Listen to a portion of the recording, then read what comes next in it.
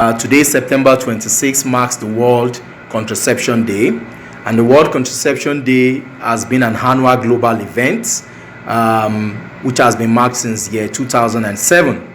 I'll be giving a short video to provide some insights on family planning. Now, a lot of people wonder, family planning, contraception, what's the difference? Now, even though both, you are implying the same thing, but there's a subtle difference between both.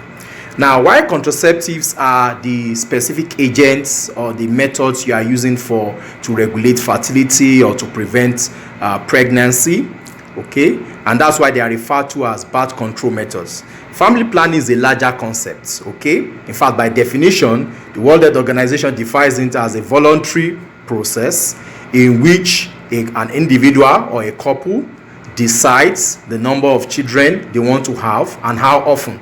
So family planning is a larger concept that talks about determination of the number, the spacing, the timing, and it involves counseling and a lot of other things. But you are going to achieve family planning using contraceptives. That's what I mean by they are implying the same thing, but that's the subtle difference between both. There are different methods of family planning. There are the natural methods of family planning. We have the implants, we have the injectables, we have the coil, which we refer to as intrauterine contraceptive device, or more recently now called intrauterine devices, just to remove stereotyping the word contraceptive with it, because they can be used for other things apart from contraception. And we have those other surgical options. Now, I'm going to address certain concerns based on global requests to talk on it. Now, natural methods of family planning, there are different methods. We have the fertility awareness method, we have the lactation amenorrhea method, and we have the withdrawal method, coitus interruptus. Now, for the fertility awareness method, what that just entails it makes use of the knowledge of when a woman is likely to ovulate to prevent an unwanted pregnancy. This is because one of the major mechanisms, or a major mechanism by which you can prevent an unwanted pregnancy, is to prevent the ovulation of a woman. So ovulation of women are very, very key in that, and that's what the fertility awareness methods entail. Now, the fertility awareness methods, why it's important to talk about the fertility awareness method in general is that there are individuals, by virtue of their culture, their faith, who will not use any of the modern methods like implants, IUD. Some people don't want things inserted into their body, some people don't want to take injections, and they don't want anything that would interfere with their hormone system. Now, such rights and of such individuals must be respected. And like I said, family planning is a voluntary thing. It's not something you do out of compulsion. You have to respect the reproductive and sexual rights of the woman. So, to give a brief overview of the different methods, I want to start with the implants. The implants are part of the modern methods I'm talking about. It's an hormone method that works by suppressing ovulation, preventing ovulation. A lot of women are finding it acceptable now because of convenience and things like that, and the privacy associated with it. Now, usually the implants, the common ones you have the Implanon, you have the Jadel. The Implanon, you have a single match, what looks like a single matchstick. We usually put it in the medial aspect. For example, if a woman is right-handed, it will be put on the inner aspect of the upper arm here. Okay, just about 4 finger breadths above the elbow. Okay, about 4 finger breadths above the elbow. Okay, and you have the Jadel, that's made up of what looks like 2 matchsticks. The Implanon offers protection for 3 years. The Jadel offers protection for 5 years. But a woman does not have to wait for this interval. If for any reason you want it discontinued, it can be discontinued. Don't forget, the family planning is a voluntary thing. However, there are several side effects that can happen. It's important to give the information. Now, the commonest of the side effects are the change in the menstrual pattern. Okay, change in the menstrual pattern. The ones the women are not happy about, when they have persistent spotting, or they are bleeding when they are not meant to menstruate, or prolonged spotting. When this happens, this is even a common reason for discontinuation of the Implanon. They just come to the clinic and say, "Doctor, I want to get it out." However, when this is to emphasize the reason why they should be cancelled. They should not have the Implanon inserted the same day the counseling is done.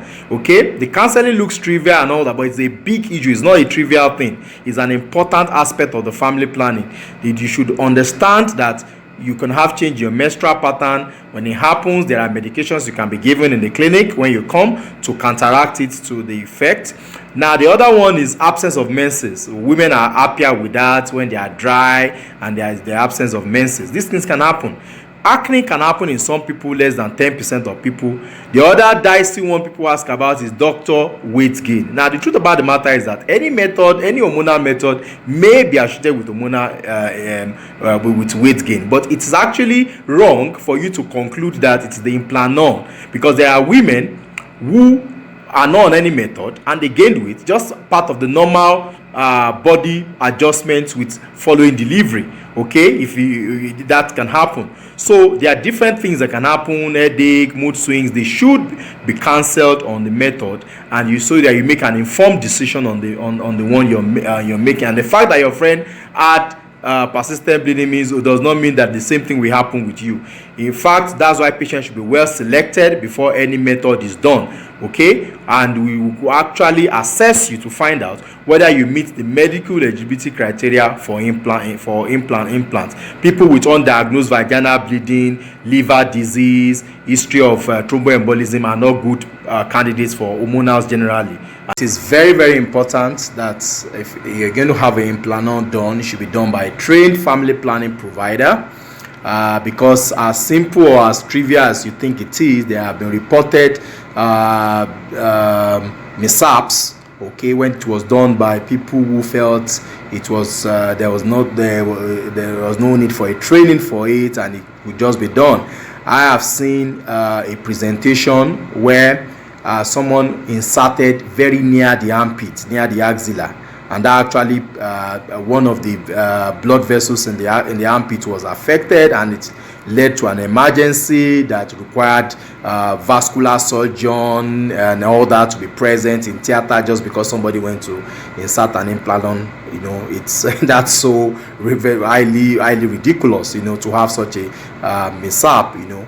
And so it's important that it looks trivial, but it shouldn't just be done anyhow. It should be done by a trained family planning provider. You should be well counseled. And also, there's what we call post-insertion counseling.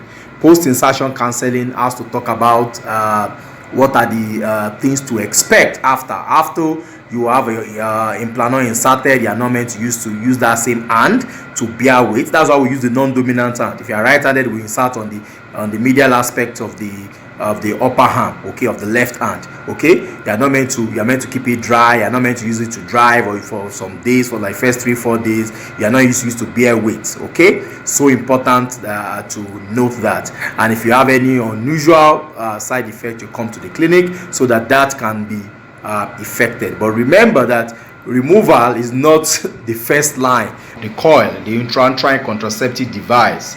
The common types, you have the copper T IUD and you have the Mirena. The Mirena is the one that has the hormone-bearing one. Now, it's a common thing in the clinic for people to say, oh, that one that doesn't make people to get fat. And I think a lot of times they are referring to the copper T IUD. Now, the copper T IUD is not is not an hormonal method. It's a non-hormonal method, and therefore some people who are worried about side effects of hormonal prefer the copper T IUD. But like I explained to you, even when you make up your mind that you want to come to the clinic to have a copper T IUD done, you shouldn't have that done the same day when the counseling was done. Apart from the counseling, now the role of the counseling is to actually find out whether you meet the medical eligibility criteria for the copper T IUD. Okay?